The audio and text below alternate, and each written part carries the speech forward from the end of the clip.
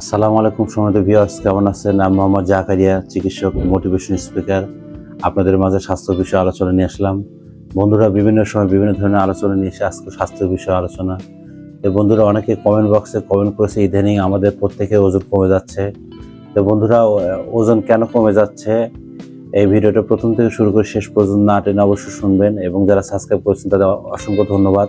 আর যারা এখনো সাবস্ক্রাইব করেননি একটি লাইক, সাবস্ক্রাইব এবং নোটিফিকেশন অন করবেন, তাহলে স্বাস্থ্য সম্পর্কে আপনার কাছে নোটিফিকেশন চলে যাবে।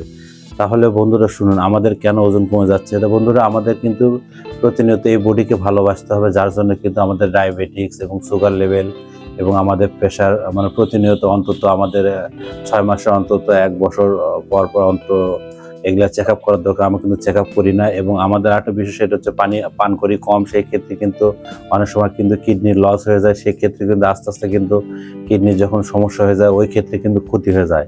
তো বন্ধুরা নিজেকে ভালোবাসুন এবং সুস্থ রাখার চেষ্টা করুন, এবং সানলাইট এবং রোদেতে যাওয়ার চেষ্টা করুন। এবং শুধু ভিডিও দেখলে হবে না, আমি সবসময় বলে থাকি যে আপনারা নিজেদের ভালোবাসুন, সুস্থ রাখার চেষ্টা করুন। এতক্ষণ মনোযোগ সহকারে দেখার জন্য সবাইকে থ্যাংক ইউ, সবাইকে ধন্যবাদ।